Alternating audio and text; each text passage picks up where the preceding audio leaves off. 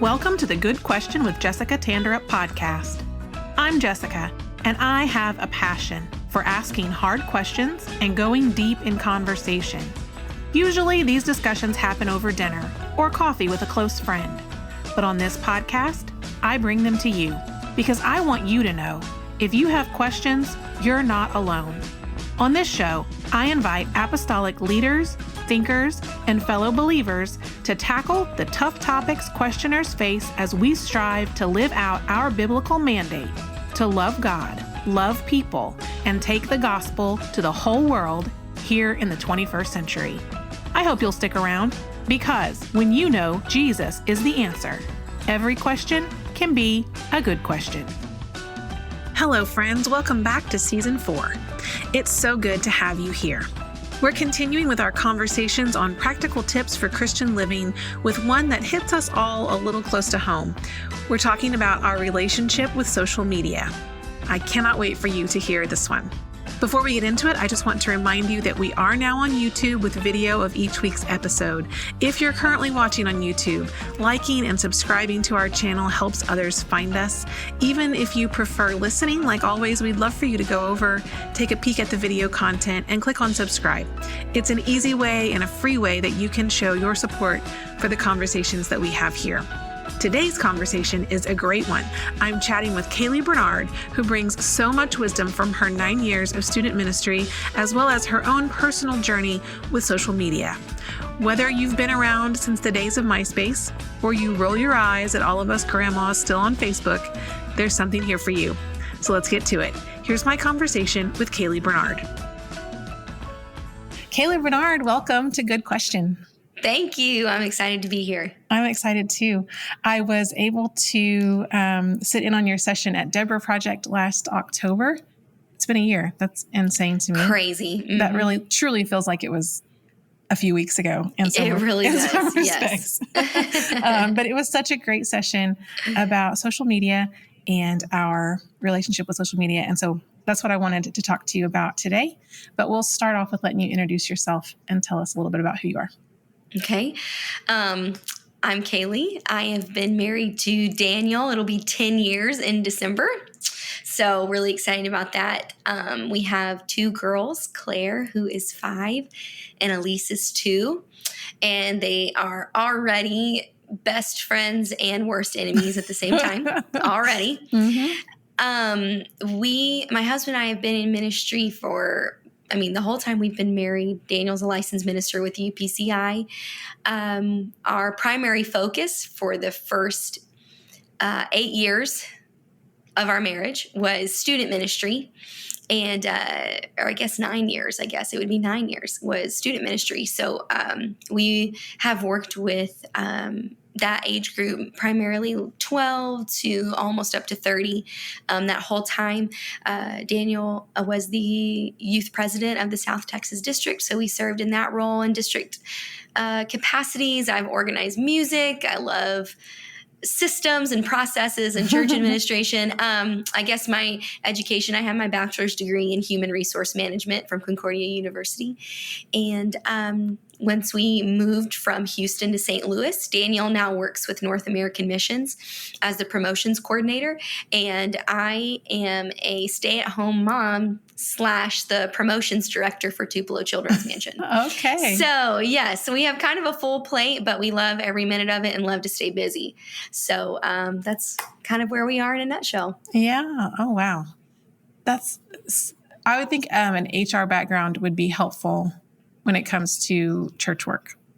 Yes. So my original major was actually broadcast journalism. I really wanted to be like on the news or an anchor of some kind. But once I got into it for a few years, I really loved it. But I decided, I wanted to do something that was a little more beneficial to the church. And the training I got in broadcast journalism was great, and it's helped me with promotions and an eye for things like that. But all you do at a church is work with humans. So human resource management was a great skill to get under my belt. Yeah, I can imagine. Yeah. That's so cool.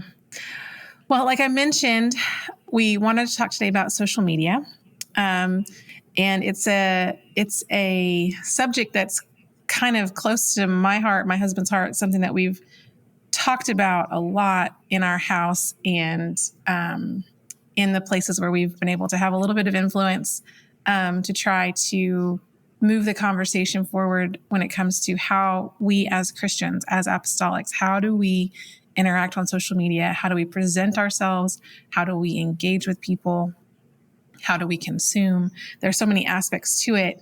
But like I said, the talk that you gave at the Deborah Project last year was just, even in all of the discussions that we have had around here, you brought up some points that I came home and I was like, we hadn't even thought about this. And this is another thing. And so I was really excited to get to talk to you about those things today.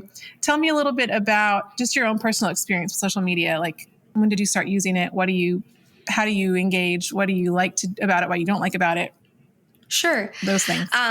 So I remember, let's see, my first social media profile was either Everyone's Connected or MySpace. EC, which was taken over by the Pentecostals. EC. And then MySpace, of course. And, I had those top 3 songs on MySpace, or you could do the 3 songs. So that was like my first interaction with social media. And then I believe I got Instagram and Facebook both in 2011. And I remember that the reason why I got Instagram was so I could send Daniel selfies that were highly filtered. That's amazing. So that's really why I got it. I just got it really for the filtering aspect of it. Because, everybody was doing like those really harsh filters. Everything was filtered. And Daniel still has the first picture I sent to him from Instagram with like the whole the upward angle, smiley thing. That's hilarious. So, and I'm pretty sure it was like sepia or something like that. So that was really the reason I got it. And then obviously, it's grown from there. And I only have Instagram and Facebook. I don't have Snapchat, TikTok, or Twitter, or any of the other various things that they seem to come out with periodically. So I kind of view myself as a social media grandma of sorts. Yeah. I don't want to jump ahead or anything, but I use social media, I think, a lot more sparingly than a lot of other people do. And so that's what's so funny about these talks about social media is I frequently get asked to talk about social media. And I'm always like, man, why do people want to hear from me? I'm like, I ain't got nothing going on. But I understand in one sense it's good to have conversations with people from a variety of perspectives, especially with something that is so pervasive as social media. And I am really passionate about the conversation because we were in student ministry for so long. Yeah. But not only that, I'm not even going to pretend like it's just a young person issue. It's a people issue. And so it's something that my husband and I have talked about a ton. And, Daniel has a pretty large social media following, YouTube following. And so it's a conversation that we have really frequently too. So that's kind of my own personal social media background. So everyone's connected, man. Easy. And if you know, you know. If you don't know, it was something else. It was.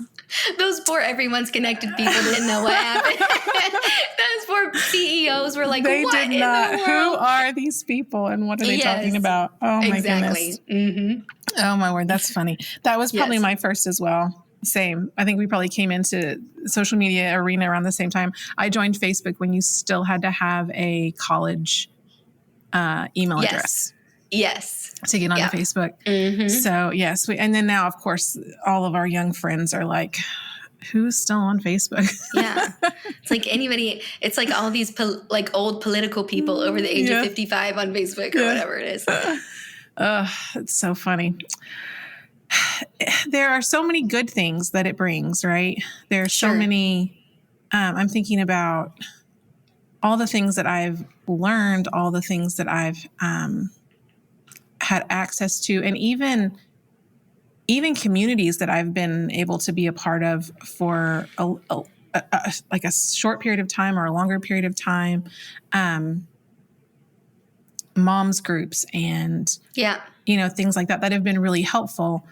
But at the same time, there comes a point where like it stops being helpful and it starts to be harmful. So one example I'm thinking of, I was in a mom's group whenever I had my first daughter, and it was all about breastfeeding support and like all that stuff.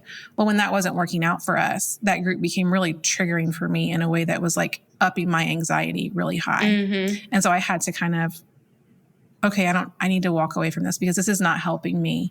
And then later on, I was in a group that was helping us with our baby sleep issues, which was fantastic. Like it saved my life. But then after a while, seeing that all the time, even though I wasn't having the issues, I was reading about them all the time. And then my anxiety was staying high. Right. And that's just two small examples from my own life. And I know that there are lots of others that people have experienced. So what are some of the downsides you've experienced or that you've seen, like the young people that you've led experiencing? So, this is such a huge conversation, and I was trying to kind of boil it down to a couple of just takeaways. And I agree. There are so many wonderful things that could come about through social media and groups and things like that. Like you said, when you have a question, I was in a mom's group, and I think I still am, where when I had Claire and she was my first child and I was scared she was dying every day from something, I could post something in there and have a host of moms comment and say, no, she's fine. My kid went through that. So in church groups and all of these things, our student ministries have always been heavily involved on social media. So I never want to come off as preaching against social media. However, it does have to be used with wisdom. And I think the problem is that too many young people get on social media and operate very frequently and are on there a ton, but haven't necessarily garnered the wisdom that they need in order to not be overwhelmed by the amount of interaction and the diversity of interaction that they receive.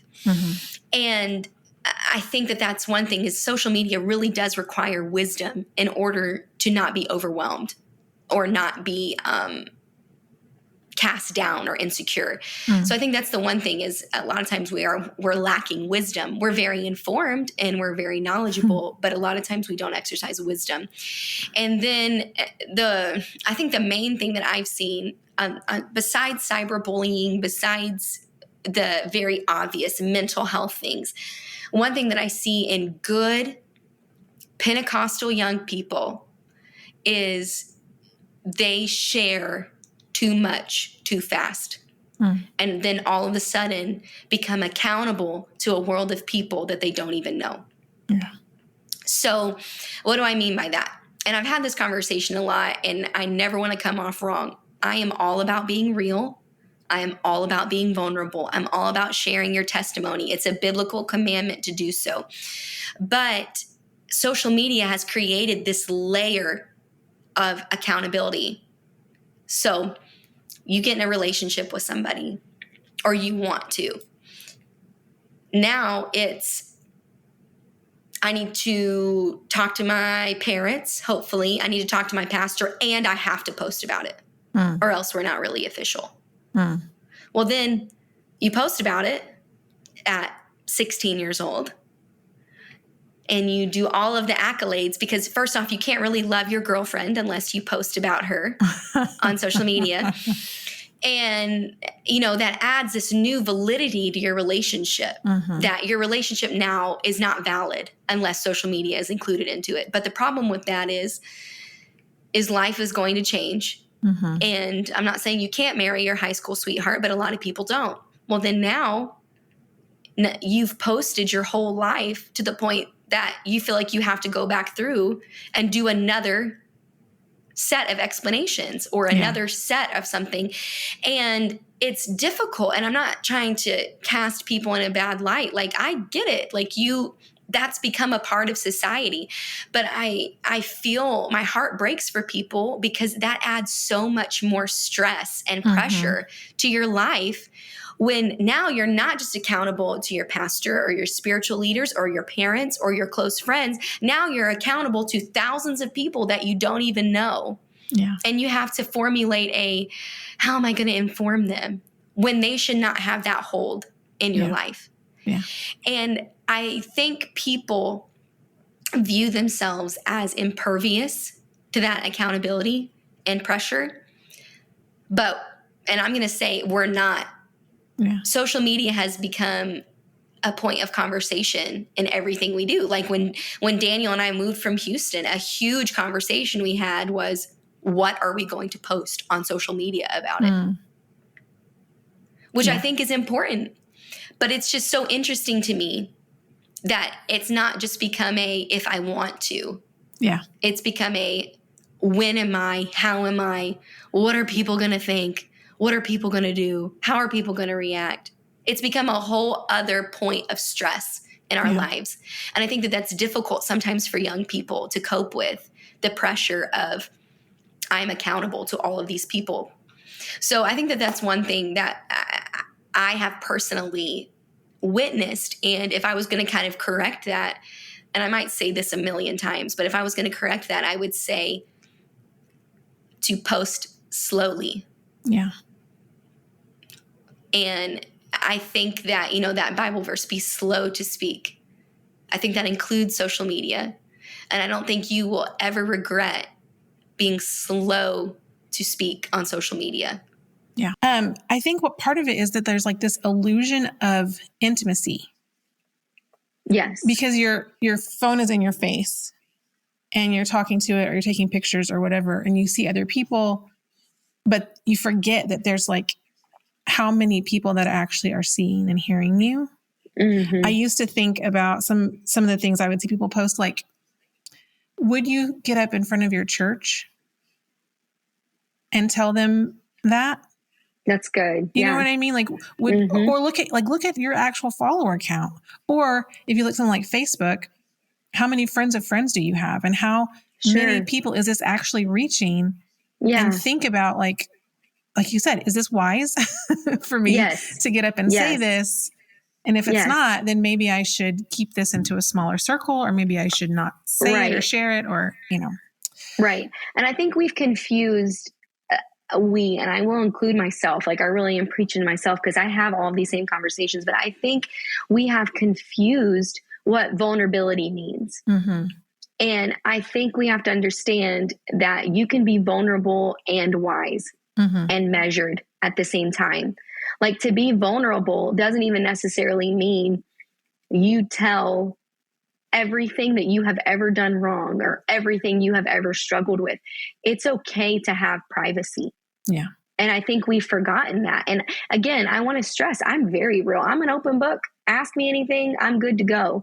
But I think we have to take the pressure off of ourselves to say, in order to make a difference, I have to share every deep, dark detail of my life. Yeah. I think we have to remind ourselves that you can make a difference by being vulnerable about how you were feeling, about what am I trying to say? Bird's eye view of the situation. Like, it's okay to have some privacy. And that doesn't mean that you're not being vulnerable. It means that you're being measured and wise. And you will find the right settings to tell all the details. You'll find the right people to tell all the details too. But you don't have to do that on social media, even to make a positive impact. Yeah, for sure. Yeah, I'm thinking about some different people that I've experienced their ministries through social media, where when you have healed from something and you have a message to share from that, the inciting incident or the inciting sin or whatever it was that went down is completely irrelevant. Right. Because the message applies to everyone. And so there are several people that I know that they share about their journeys of healing and of repentance without ever telling what it was that they were, involved with before. Yes. And it's not necessary. It doesn't lessen the impact of what they're saying at all. Right. Because it's not my business. Like, I don't know you. Sure. I don't know and you. I mean, even with Daniel and I, we've felt liberty to share some really intimate things about our lives with certain groups of people. But I don't think, my ministry is only like glory to God, anything that he's given me. But I don't think I have missed out or not been sensitive to the Spirit by choosing to not share every detail with everyone. Yeah. And I think that comes with being Spirit led too. I think that God will quicken you on when to say and what to say. And I think that includes social media as well.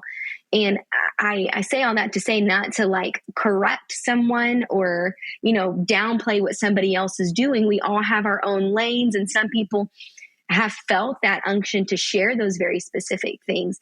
But more as it relates to young people, I just want, I wish I could encourage all of them to say that it is okay to not feel like you are accountable to all of your followers on social media. It's okay to go to your spiritual authority, to go to your family, to go to those people that are in your life and know you the best, to get affirmation and advice and counsel. And, I think that would release some of that pressure that we feel from social media. Yeah. I think so. One thing that I've kind of mulled on is this concept of social media is a tool to use, not a table to sit at. So use it to interact, use it to share, use it to cheerlead people, use it to connect with people, but don't use it as a table to sit at. And what I mean is don't sit down at social media and consume everything that you see and make that your appetite and make that what you long for. Like, social media then becomes something that controls you instead of you controlling it. It's a tool to use, and it's a good tool to use, but don't use it as a table to sit at where you sit there for hours and consume and consume and consume. Be measured and wise, and you are in control of it. So that way it doesn't come back and then control you, because nobody is immune to that. Mm-hmm. Well, and we're all going to have different capacity for that. Sure. I'm thinking back to whenever, like back in the advent of all this stuff, we were talking about everyone's connected in MySpace. I remember somebody sent me a YouTube video when YouTube was just getting started. And I remember I clicked on it and watched it and then saw everything that was under it. And I went down this like click, click, click, click, click for about an hour. Yeah. And I remember sitting back and going like, whoa. Yeah. Like you get sucked in. This is not good for me. Yeah. And I wish this probably would have happened with some other forms of social media that have become an issue in my life at different times, but I like cut myself off from it. I was like, nope, YouTube is not for me. And even to this day, like I know there are a lot of people, and we're putting the podcast on YouTube now because that's where people are getting podcasts, but I am not a YouTube person. Like I don't, if I go there for specific things to find, the tutorial for how to DIY something or, something like that, but it's not something that I regularly partake in. Because I felt that initial like, ooh, this is not going to be good for me. And I felt the same thing around TikTok. And there are a lot of other issues with TikTok, but I felt that same, like I could very easily get sucked into sitting here and scrolling for hours at a time. And this is probably not healthy for me, but everyone's going to have a different capacity. Everyone's going to have a different thing that hooks you in. And we have to be sensitive to that and to know it might not be the same as my friend. We might have to have boundaries in different places, but that's okay. Sure. Yeah. And that's okay. And you have to know yourself, and you have to be willing to say that, like you said, we're all different. And so, like, for example, I think I looked back and I post maybe a couple of times a month on Instagram, and I'll post stories. And there are some times where I do a lot more and sometimes where I don't. And I think our society needs to get to a place where we say we are no less of a person if we are not active on social media. Like our presence is not diminished by not being on social media. Yeah. And I think there are people that are on there a lot and they are using that, like influencers and people that are on there all the time. I want to stress, because I've said some things before that people have been like, well, influencers can do good things too. And I am totally there. Like, yes. But I think what I always come back to is we have to remind ourselves, especially young people, that your presence is not validated by your posts. Like, your presence matters. You are valuable. I don't care if you've got 10 Instagram followers. It is okay. Now, if you're somebody that has thousands, that's awesome. But we just have to remind ourselves that we need to let go of that anxiety and pressure of, I've got to mean something on social media in order to matter as a person. Yeah. What you really need to do is mean something to your next door neighbor, and mean something to your church body, and mean something to your spouse, and mean something to your children. And then out of the abundance of that, post, share, give advice, show who you really are, but don't make social media the number one stopping ground for your validation, because, and it's a double-edged sword. So say I post something and it's like, yes, queen, or something that people say, and they're like, woo, and I get lots of comments like that, and I walk away and I'm like, oh yes. Like, I must be really looking good today, or whatever it might be. Like, it's okay to hype each other up. I do that all the time with people. But if our sole source of validation comes from how people react to us on social media, then the instant somebody says something wrong, even if it's somebody we don't know, it's going to deeply affect us. Yeah. So we can't say we're only, well, I don't care what the naysayers say. I'm only going to care about what the cheerleaders say. I don't agree with that. Now, somebody can challenge me on that. But if something deeply affects you in the positive, it will also deeply affect you in the negative. So yeah, cheerlead. I get on there and I do that with people all the time. I think we should all be each other's biggest cheerleaders. But I think we have to be careful that it's not like, yes, I feel like I finally mean something because I got this social media affirmation. I think we have to remind ourselves that it's great. I think it's awesome if people support me and are there for me. I need it. I need the community. But I have to find my value in the people that are around me, in my husband, in my children, in my friends, in my family, in my church, because then they can surround me if somebody ever comes against me and is negative. Yeah. So we just have to constantly examine that, like I remember when I was a young person, I guess I wasn't. So let's see, it was 2011. So I would have been like 17 or 18 when I first got on Instagram. And I remember always calculating, should I post this? Will people like it? Like, will I get likes from this? Like, if I post this, will people really like it? And there's nothing wrong with being measured. Like I said, you should be measured. But if all of a sudden we're trying to filter and siphon our life because we're concerned about whether or not people will validate it, then I think that that's a problem that then has ripple effects into other areas of our life and how we view ourselves, how we view the importance of our life. Yeah. Does the things that don't happen on screen, do those things not matter anymore because they're not glamorous or like worthy? Yeah. I think those are questions that we have to constantly ask ourselves in order to use it wisely, to use social media wisely. Yeah. Yeah. One of the things that I see happening, because I am a mom of young kids, and so I followed a lot of moms of young kids, people sharing the same kind of life experience that you're in. And as I see some of the moms that I've followed that have kids that are older than mine, you start seeing that, like, oh, when their kids start to realize what's going on social media, a lot of them are pulling way back and saying, like, I can't share. This is too vulnerable. This is too personal. And it's not my life anymore. It's my child's life. And to protect their privacy, I'm pulling back. And I'm thinking like, ooh, maybe I should just start thinking that way now. Like maybe we need to just start have this mindset now of like, okay, my kids are pretty young, but maybe this is something that applies to me too. We don't have to share everything, and we don't have to, like you said, just because we don't get a picture of it to post doesn't mean it didn't happen. And it doesn't mean it wasn't important to our kids. And it doesn't mean that it wasn't a valuable time with friends. And it's just a whole extra layer of stuff to think about pressure that we didn't have to have pressure. Before. Yeah. Right. It's pressure. And I think it's so awesome. Like Daniel, like he's coming in the door right now. So if you see him poking, he's coming in.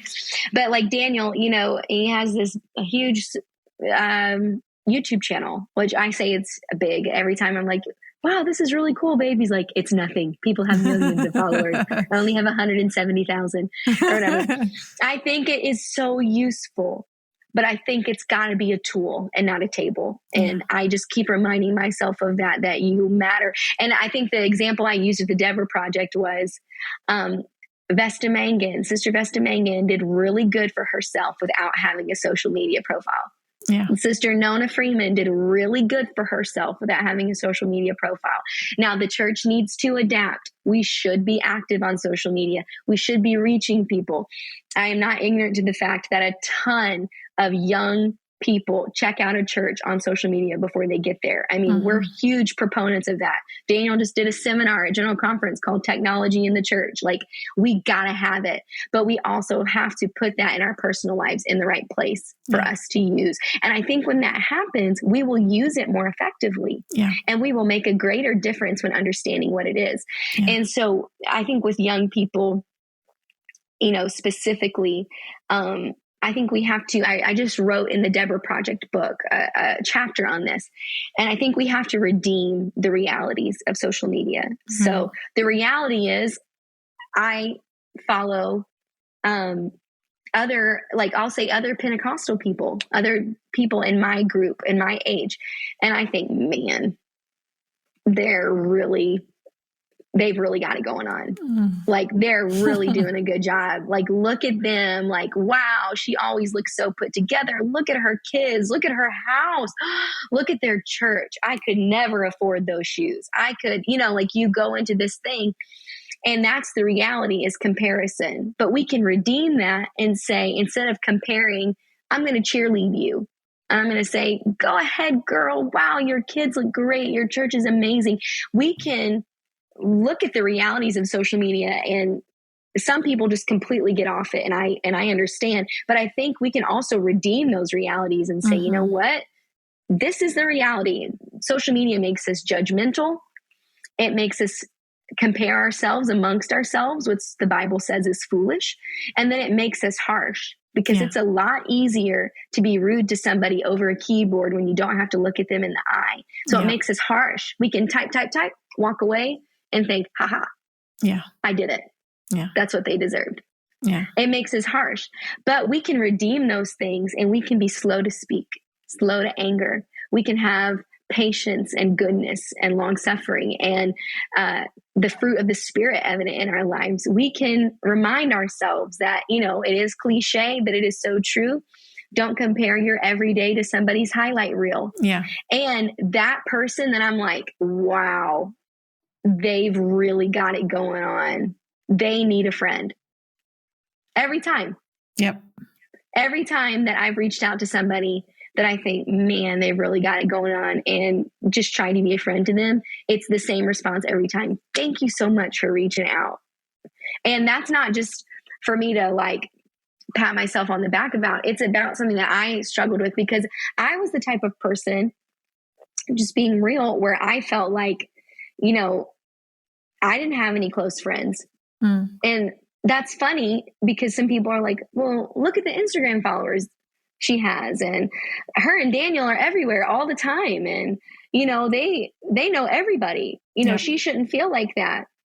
But everybody feels those moments in their lives where they just feel really alone. Yeah. And anytime somebody has taken time to reach out to me and just say, hey, I'm thinking about you, it has meant the absolute world to me, because we need that in each other's lives. So the reality is it makes us compare ourselves amongst ourselves, but we can redeem that and say, you know what? I'm not going to let my brain go down that path. And instead, I'm going to reach out to somebody and say, hey, wow, girl, you're really doing great. I'm praying for you.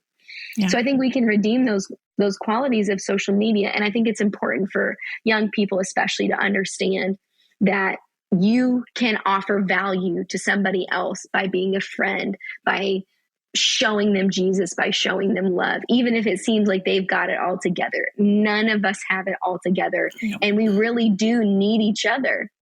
So I think it's, again, I'm going to say it a million times, but it's a tool that we can use, and it really can do good. But we have to consciously redeem those things, so that way we don't get sucked into this whole, of thinking that I don't mean anything if I can't buy this, and I'm not important if I don't wear this, and all of those types of things that you're like, that's so silly, that's so petty. But I don't care how old you are. It sinks into you. And if you're not careful, it will affect you. Yes.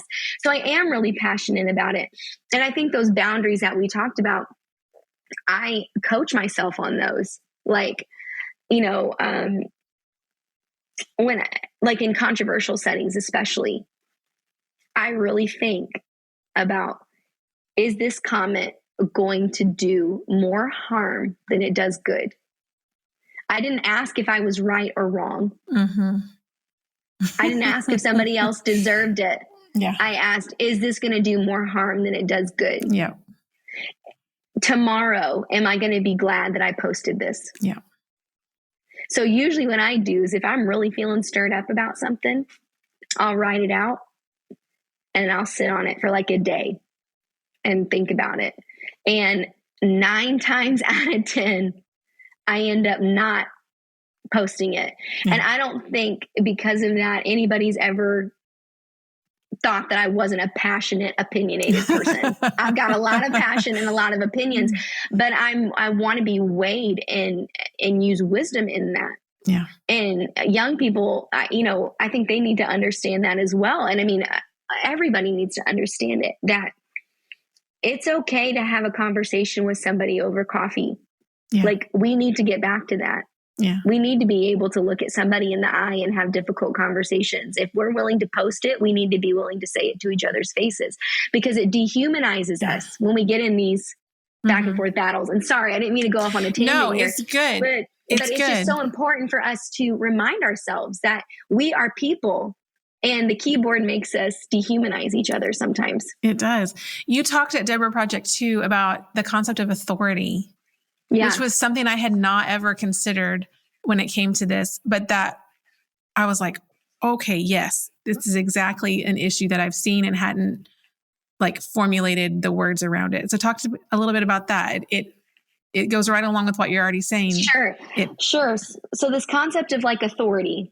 So, oh man, I can't even really remember the example that I used, but you need to ask yourself, am I in a place of spiritual authority to correct somebody about this on social media? So, for example, if you are at a church and you see another saint and they post about being on vacation and they're doing something that you don't agree with, and you get on social media to correct them, that correction will do no good. It will only harm, because God has not given you the spiritual authority to publicly correct another saint in your church. Yeah. Now, if I saw something when I was on staff at a church that I was like, ooh, that's probably not very good, that one of our kids was doing, I never commented on social media and publicly corrected them. Yeah. I always went to them privately and said, girl, you talk to me about this. Are you okay? Can we get together? Can we work on this together? My language was more like, hey, I see you, you posted this. I see you.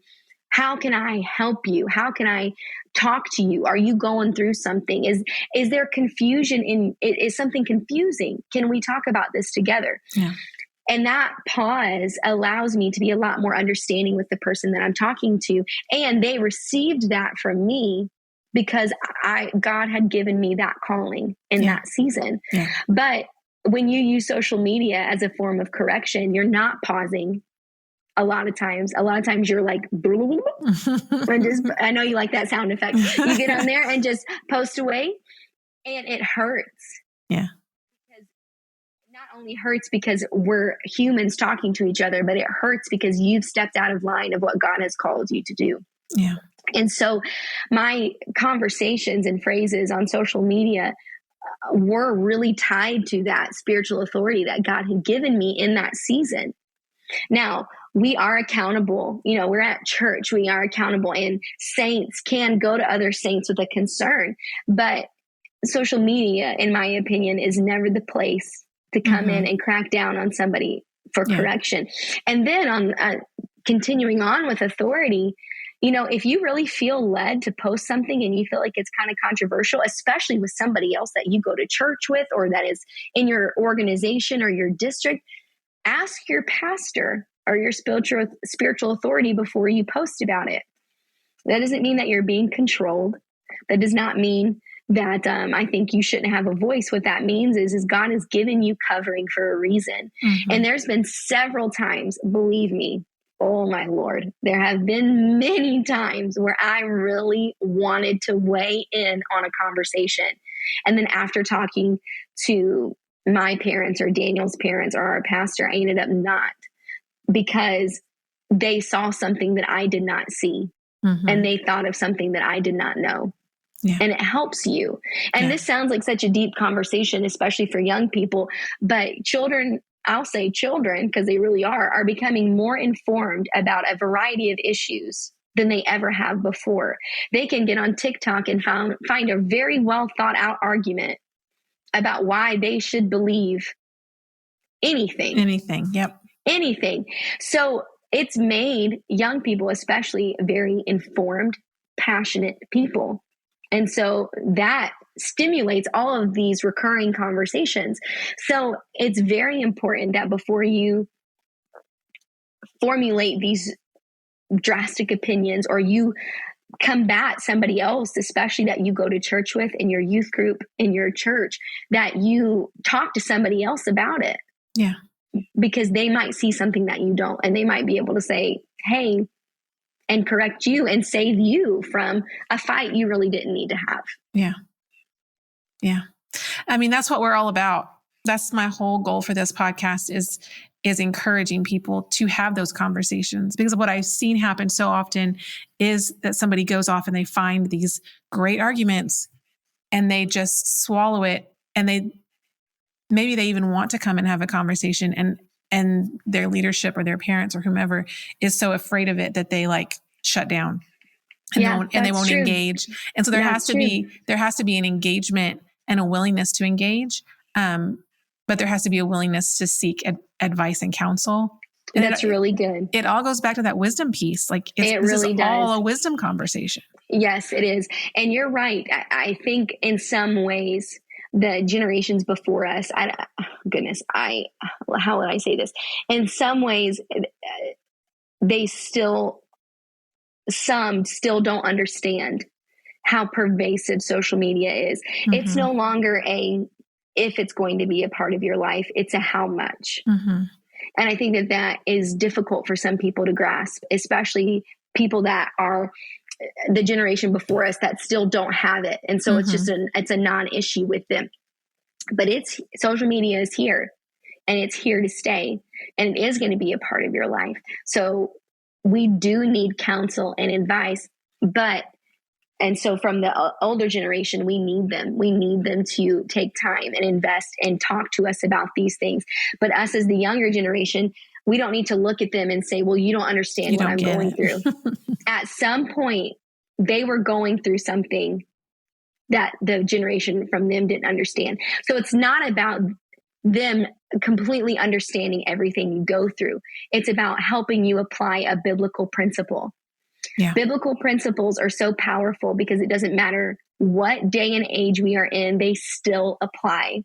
Yeah. So just because, your pastor or grandma might not have social media, that does not mean that they cannot give you sound biblical advice about what you are going through. Like, we need to, like you said, have these conversations and be willing to say, hey, look, Mimi might not know how to work Snapchat, but she has the word of God hidden in her heart. So I can talk to her about these things and see if she has a scripture for me or advice for me. And I think that would really help us because we weren't meant to operate alone.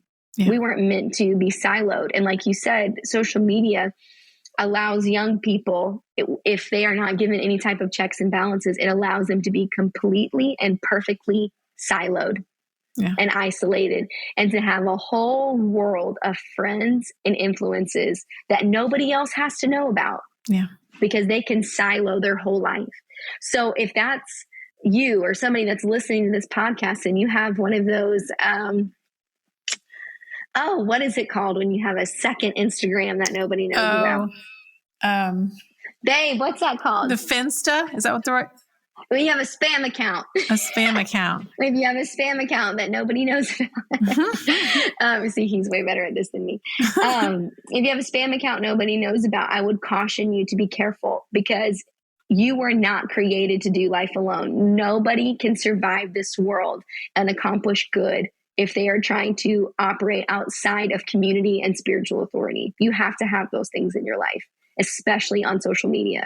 Yeah. So I think it's important, for us to include those things and to take time. It is okay to take time before you interact and post. Yeah. But again, social media and technology has made it to where I've got to get on this right now and I've got to respond and I've got to blah, blah, blah. It adds all this pressure of if I'm going to be relevant, I must engage right now. It's it's okay. Take a breath, call somebody, think about what you're saying before you post it. And I think it will do us all a lot of good. Yeah, I agree. So many things that we can put in place to help ourselves just engage a little bit better, consume a little bit better, engage a little bit better. Yeah. I really, really appreciate all of your thoughts on this. Yeah, absolutely. And again, I want to stress, because there's so many amazing people that have large followings and are very active. And again, I just want to say it one more time. I think it's amazing if you have this large following and a lot of interaction. I think it's awesome. And I think it can do a lot of good. But I think even people that have large followings and interacted a lot have to remind themselves where their source of validation comes from, and do have to be weighed and measured about what they post. And I think I said it at the beginning, but especially young people with relationships, I think there's a lot. Well, let me say this correctly. I have witnessed more than once a young person that has stayed in a relationship simply because they didn't want to go through the process of breaking up and having to post about it. And I think that's why it's important that we respond slowly and are measured and are careful about what we post, and don't put all our eggs in one basket when we're 15 years old. We've got to really be careful, because we are human and we will feel that pressure. Yeah. So don't let social media have that hold on your life, and use it wisely. Again, we keep talking about it, but use it wisely so you don't find yourselves in those types of situations. Yeah. It is okay to be 17 and not have a boyfriend or girlfriend to post about on social media. It's really okay. God has the perfect person for you. It would be better to wait and post when you're sure than, to go through this whole process in your head and adding pressure to a relationship, because now instead of just dating a guy that your parents know about, you're now dating on the world stage, where you have to be accountable and keep up appearances with everybody. And it just puts you in this little, this little glass house, where everybody's peeking in on your life, and you don't have to add that to yourself. It's okay. No, you really don't. You are not, Meghan Markle or Prince Harry. You're not Prince Harry. Yes. And really the truth is that people think they want to be that, but you really don't. Mm-mm. Like you, and I never look, the UPC is an amazing organization, and I never ever want to pretend. Like if I went up to anybody at the airport and was like, hey, I'm Kaylee Bernard, they'd be like, so, like they don't care. I think the only person that has any right to do that in the UPC would be my father-in-law, and somebody would probably know him. But like with me, even like I catch myself like at general conference feeling like I gotta be careful. I know I look in the mirror like 20 times before I leave to make sure that everything is put in place. And I'm sitting on the front row, and I feel like some of this looking like in this glass house pressure a little bit. And, some people think like, oh man, it must be really fun to do what you do, and you travel and you do all this stuff. And it is. But then, I also have to combat these feelings of like, man, like even now, oh God, I hope I didn't say something that's going to offend somebody and make them call Daniel and be upset. Like you feel like that glass house pressure. So I say all that to say a lot of people might say something like, oh, I wish I was Meghan Markle. But the truth is that glass house pressure can really get to you. So don't put that on yourself. Just right. Yeah. Be a normal person. It's okay to be a normal person. Yes. It's all right. It's all so right. Much you less don't have stress. to have. Yes, exactly. Exactly. And I hope that came off the right way. I was not for sure. in any way trying to fluff up Daniel and I'm just saying, like, outside of social media, I feel that. And if you feel that outside of social media, when, I have, I think like 10,000 followers or something, it's easy to put that on yourself as well. Yeah. When you feel like everybody can see you. So I think with young people, especially, don't make yourself be in a situation like that. Like, it's okay to just be a normal person. Yeah. You don't have to be anybody but who God has called you to be. Yeah, for sure. Oh, well, this has been a wonderful, wonderful conversation. Is there anything that we haven't talked about that you feel strongly needs to be mentioned? Man, I know I could talk about this for hours, but again, I would just say, just to remind yourself that you don't have to put pressure on yourself, that it's okay for you to be you, that there's no expectations for you to live up to. It is okay for you to have the clothes that you have. It's okay for you to live in the city you live in. It is okay for you to be walking in the calling in the season of where you are right now, and be present where you are right now. Don't take your eyes off where you are and constantly look at social media and say, I wish I was there. I wish I had that. I wish I was doing this. Dream big, pray about it, but be present where you are, and don't allow yourself to get wrapped up in this digital world dilemma of, I wish I was somewhere else doing something else with other people. Be present where you are in the season God has called you. And as he takes you to the other places, you will feel more fulfilled. Because the truth is that if you choose to be discontent in the season you are in right now, that same principle will travel with you to every season that you're in, because you will always see somebody that has something better. No matter how big your house is, somebody's got a bigger house. No matter how put together you are, somebody else has it more put together. So find ways to be content in your non-digital life. Yeah. So that way, as you grow through these seasons, you can be content wherever God puts you in, whether it's postable or not. Yeah. So just be encouraged in that. Like, you are exactly who you are supposed to be. And if you've prayed about it and God has led you where you are, that's where you're supposed to be too. Yeah, that's so good. That's so good. Well, we always wrap up with the same question. And that is, because we are called Good Question, we like to know, what is a good question that you are asking yourself lately? So I saw this on the prompt sheet, and I would be lying if I said that, a really fun, lighthearted question was the first thing that came to my mind. But honestly, I've been, in my Bible reading, I've been reading a lot about the rapture and Jesus coming back.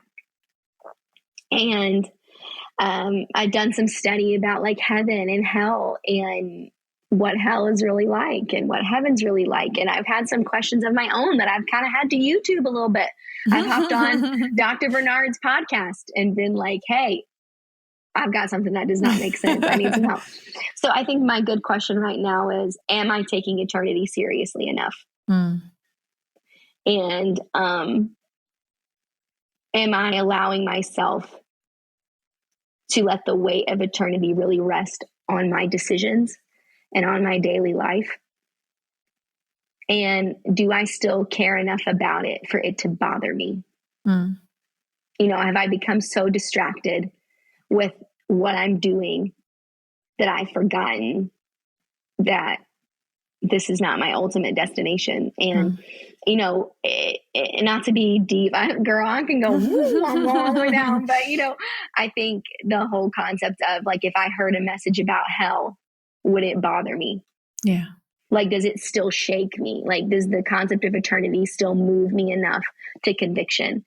So I've actually really been digging into that recently. And so my good question is, am I taking eternity seriously enough?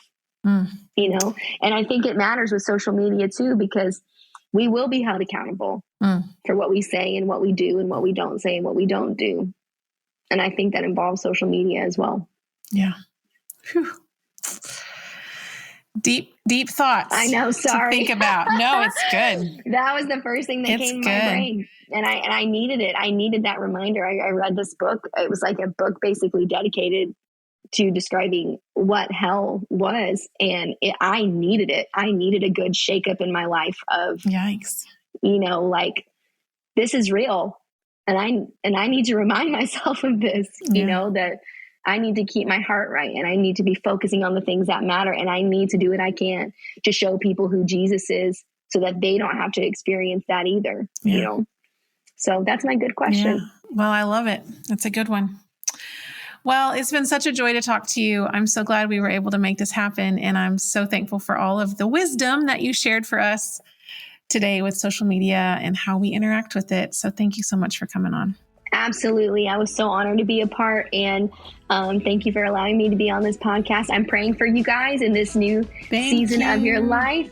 And I know God's really going to be with you guys. I'm a little jealous. I love Denmark. I love where you guys are. But I'll be praying for you guys. And I really appreciate the invitation. Thank you. Well, friends, I am fairly certain that one will get you thinking and spark some conversation. And I truly hope someone out there is feeling less alone. We are all experiencing the pressure of social media to some extent, and it is probably not going away anytime soon. We need passionate voices like Kaylee's helping us see things as they truly are. Social media is a tool, not a table. I'm so grateful to her for sharing her wisdom in this area. I hope this episode gave you the permission you've been needing to set some boundaries around what you share or a reminder to limit what you're taking in. I hope it encourages you to seek out mentors and friends who know you in real life to help you stay grounded and to reach out and be a friend, even to someone who looks like they have it all together. If you have thoughts to share, we'd love to hear them. We're on social media and trying to use it wisely. You can find the show on Instagram at Good Question Show. I'm at Jessica Tanderup. That's Jessica T as in Tuesday, ANDERUP. You can also find us on Facebook or send us an email to goodquestionshow@gmail.com. This podcast is a production of Good Question Media. It's produced and hosted by me, Jessica Tanderup. My co-producer, editor, and the man who hears all the rants I don't end up posting on social media is my husband, Dave Tanderup. Our audio engineer is Josh Powalczyk. That's it for this week. We'll be back here next Tuesday with another good question. See y'all then.